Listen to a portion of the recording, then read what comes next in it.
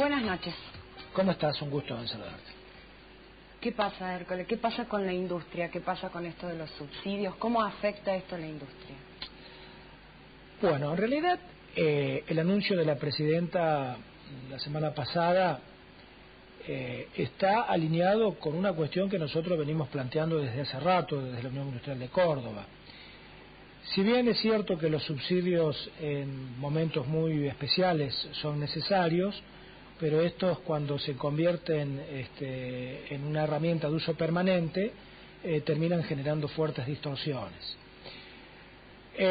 Nosotros desde hace rato venimos diciendo de la necesidad de contar con un horizonte tarifario que permita lograr una mayor inversión para que realmente pueda aumentar la oferta energética. Ahora, ¿con esto se logra mayor inversión? Bueno, porque las tarifas no aumentan. Ahí está precisamente la cuestión. La eliminación de los subsidios en realidad sirve para solucionar una parte del problema, que es el déficit fiscal que el Estado tiene en cuanto a subsidiar a vastos sectores sociales que realmente han tenido un incremento considerable en sus ingresos y que las cifras que pagan en materia de gas y energía son irrisorias.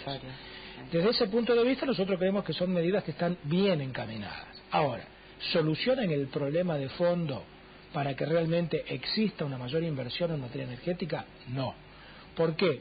Porque ese horizonte tarifario del que venimos hablando y que es necesario para generar una mayor inversión, con esto solo no se soluciona. Por ahí se escuchan algunas voces de que este tipo de medidas pueden llegar a afectar el consumo. Bueno, de hecho, una economía, cuando está basada en una serie de factores que terminan siendo elementos de distorsión muy serios, la necesidad de ir sincerando esas variables económicas es indispensable. Ahora, ese sinceramiento también nosotros lo venimos planteando desde hace mucho tiempo, que hay que plantearlo en forma gradual, para que precisamente no se vea afectado el consumo, que es uno de los principales motores de este modelo económico, el consumo interno. Yo sinceramente no creo que afecte el consumo la quita de subsidios a sectores de altos ingresos. Por ahí sí puede llegar a afectar de alguna manera a algunos sectores industriales, fundamentalmente la pequeña y mediana. Eso le quería preguntar, ¿para la pequeña y mediana industria tampoco va a haber subsidios? A ver, en realidad, si hay un sector en donde las tarifas se vinieron sincerando es en el sector industrial. Yo diría de que hoy el nivel de subsidios a nivel de industrial es muy bajo, es bajísimo. Pero también eso debe ir acompañado con una serie de sinceramiento en los precios relativos, que hoy hay una grave distorsión. Si nosotros nos ponemos a analizar el aumento que han tenido las distintas variables que componen a los costos, no guardan relación, y esa falta de relación tiene que ver con una serie de mecanismos que se han venido aplicando hasta ahora, que no han podido, por ejemplo, en algunos productos donde el Estado ha intervenido, lo que ha generado es poner un chaleco de fuerza en donde los costos han venido aumentando. Esos costos no pudieron haber sido trasladados a los precios, significó una pérdida de competitividad, y de hecho hay muchos sectores que hoy están ante serios problemas por esa pérdida de competitividad. Si nosotros analizamos, yo soy uno de los que digo siempre que la competitividad no pasa únicamente por el tipo de cambio, lo sigo sosteniendo. Eso le iba a decir, porque en el discurso de la Unión Industrial también habló de eso, no solamente este año, sino el año pasado, recalcando que no es solamente una devaluación, porque siempre hay grupos industriales que piden como que la salvación es la devaluación. De hecho, que una devaluación da mayor competitividad. ¿Por qué? Porque se hace que en términos de pesos se recaude más por el bien que se exporta. Pero también es una visión ilusoria que dura un tiempo, que en la medida que los costos después aumentan, de hecho esa ilusión de mayor competitividad desaparece.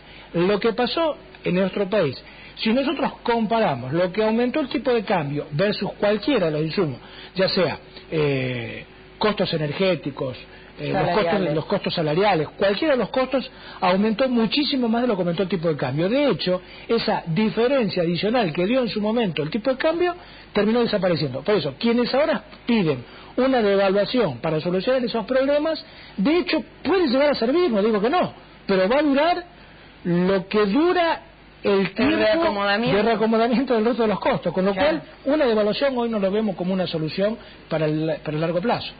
¿Cómo ve el tema político con esta sintonía de la Presidente, que ya en cada discurso que da habla del Vasco hablando del presidente de la Unión Industrial Argentina? Y ahora con esta movida de AEA, ¿no? De Roca y Techín separándose de alguna forma de Mañeto para apoyar al gobierno. A ver, si hay algo que realmente yo en estos días siento cierta satisfacción, es que cuando escucho los últimos discursos de la Presidenta de los últimos tiempos, cuando primero en Tecnópolis cuando habla de retocar el modelo, después ahora, cuando habla de la sintonía fina, significa que cuando nosotros planteamos la necesidad de introducir algunos cambios, no estábamos en el camino equivocado.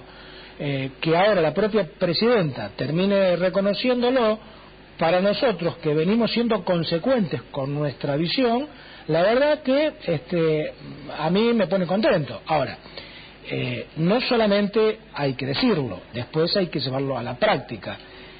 Creo que la bonanza que ha tenido nuestro país en los últimos años como consecuencia fundamentalmente de los altos precios de los productos que Argentina exporta y que han servido para que haya un ingreso adicional de dólares al país y que lamentablemente no se utilizaron para hacer las reformas de fondo que se necesitaron para que este crecimiento sea sustentable en el tiempo. Bueno, ahora ya esas condiciones externas no son las mismas, los precios de los productos que Argentina exporta no son los mismos, las cuentas del Estado no son las mismas, con lo cual esta nueva etapa de este tercer mandato, o sea, segundo mandato de la Presidenta, tercero del ciclo kirchnerista, exige de rever alguna serie de cuestiones que hasta hace un tiempo no se discutían.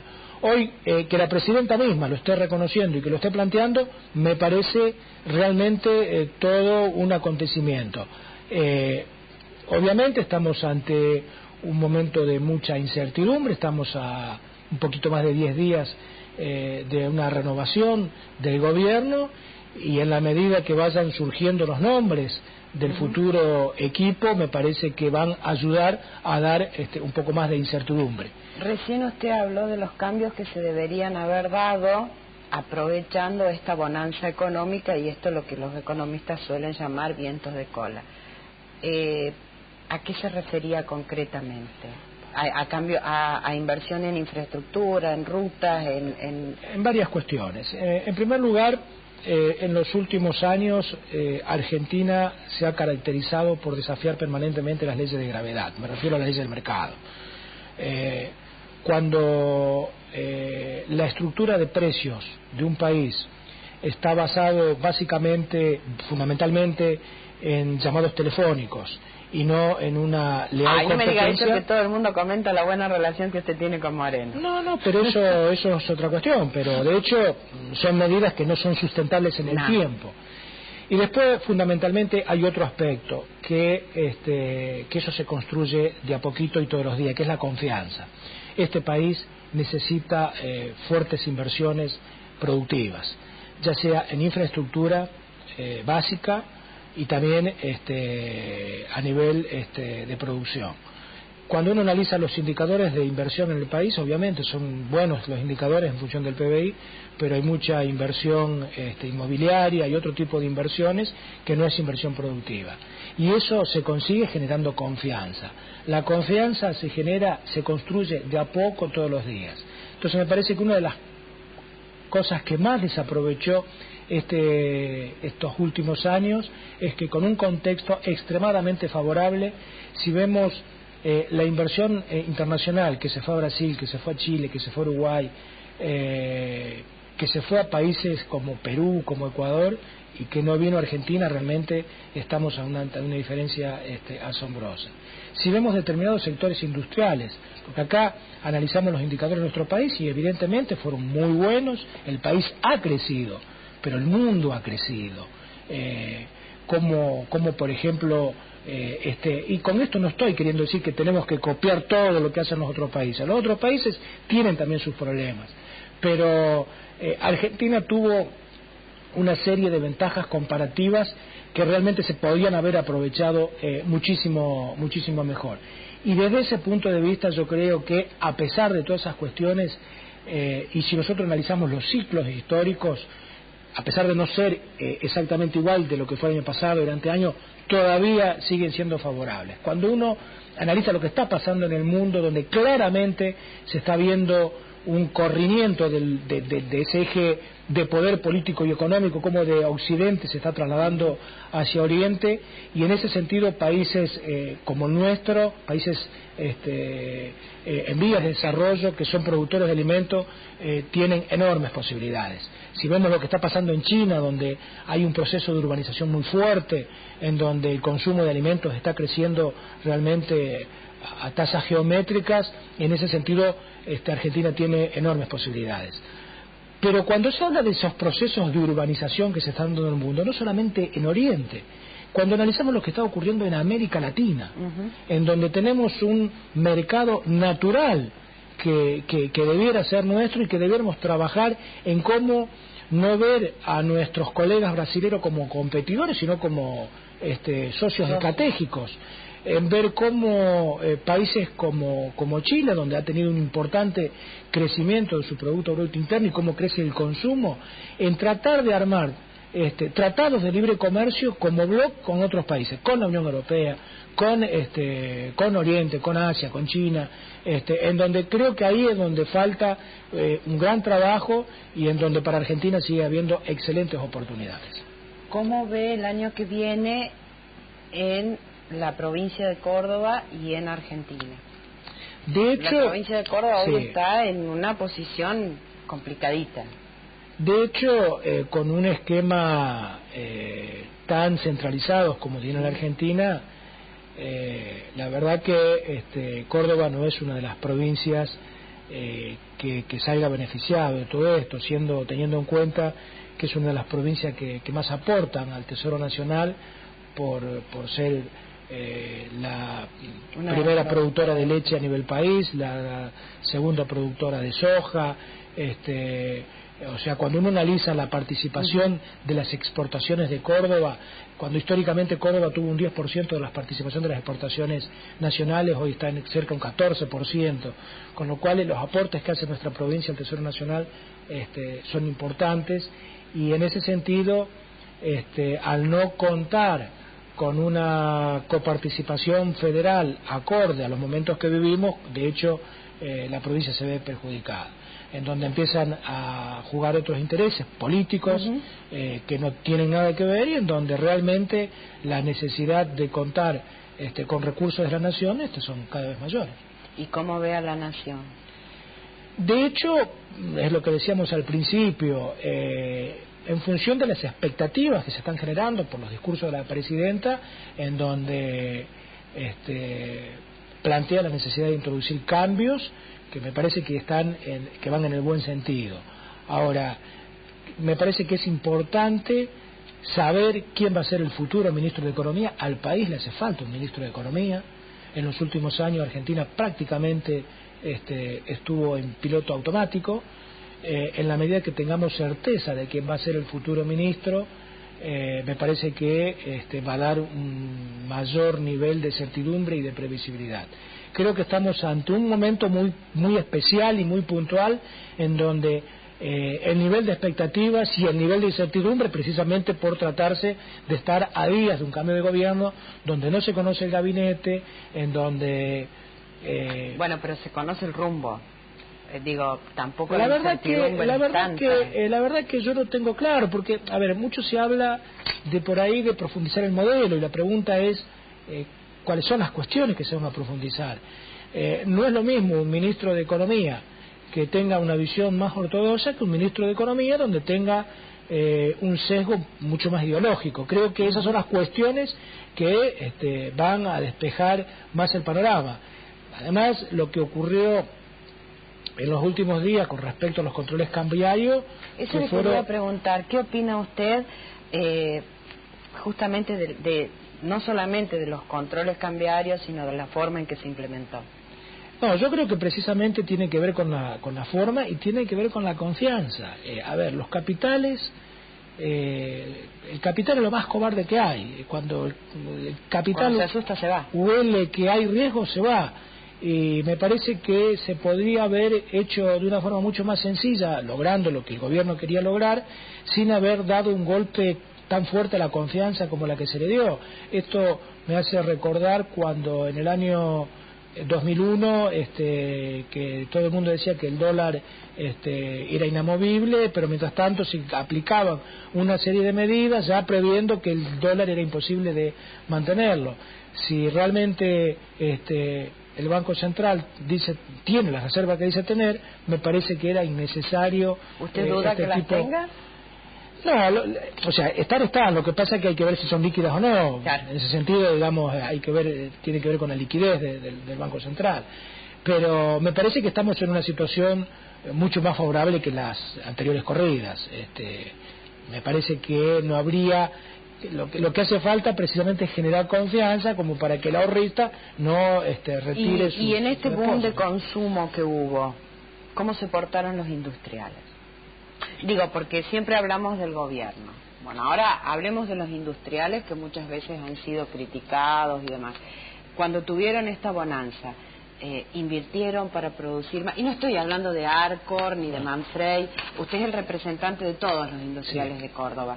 De aquellos pequeños, de aquellos medianos, de aquellos que no son ni Arcor ni Manfrey ni exportan, sino que están en el consumo interno. Sí. ¿Pudieron recuperarse y hacer la inversión para tener una empresa? Yo creo que yo siempre digo que nunca es bueno generalizar, porque cuando uno generaliza comete injusticias. Si analizamos en los últimos años lo que ha ocurrido en Argentina, el nivel de crecimiento ha sido muy importante. Ahora, dentro de ese crecimiento hubo sectores que realmente han podido invertir, han podido aplicar tecnología y le ha ido muy bien, y hay sectores que realmente han estado muy complicados. Miremos, por ejemplo, lo que pasó con la industria cárnica. Argentina, el gobierno nacional crea un instituto a nivel internacional para promocionar el consumo de carnes argentinas. Simultáneamente con eso se prohibían las exportaciones de carne argentina. O sea, el sector cárnico es un sector que realmente ha tenido una caída realmente muy fuerte, y lamentablemente ahora, por más que se quieran aplicar medidas correctivas, el número de cabezas disminuyó. Y no, el tiempo que se perdió en eso. O sea, eso lamentablemente le va a ir mucho eso tiempo. Tiene un tiempo, un ciclo que... Hay sectores, en el sector nuestro, cuando la leche en polvo en el mercado mundial costaba más de $5.000 la tonelada y no la pudimos exportar, y después la tuvimos exportando $2.000 la tonelada, no es lo que perdimos solamente las industrias, lo que perdió el Estado, claro, las divisas que no ingresaron al país. Entonces, cuando se me pregunta cuál es la conducta de los industriales en esto, y yo digo, hay de todo, hay sectores que les ha ido mejor y hay sectores que no, pero de todos modos el empresario que está, digamos, que nosotros representamos a través de entidades como la Unión Industrial Argentina, que es el industrial que paga sus impuestos, que tiene su personal en regla, se encuentra con que como consecuencia de una serie de medidas tiene que competir deslealmente con, hoy si analizamos, el 38% del empleo privado es informal. Nosotros no defendemos eso genera una competencia desleal, y por un lado y al empleado no tiene ningún tipo de beneficio social, no tiene nada. Hércole, se nos fue el tiempo, pero me quedo con su frase: todavía queda tiempo de bonanza, todavía tenemos una China que consume y todavía estamos a tiempo. Yo creo que sí, depende fundamentalmente del camino que adoptemos nosotros Y digo, no solamente en el gobierno, este país no depende solamente de la medida que tome el gobierno, sino de las decisiones que tomemos nosotros como empresarios, pensando en el país y no a veces en el beneficio individual. Muchísimas gracias por estar acá. Bueno, buen año para el 2012. Gracias por acompañarnos. Buenas noches, buena semana.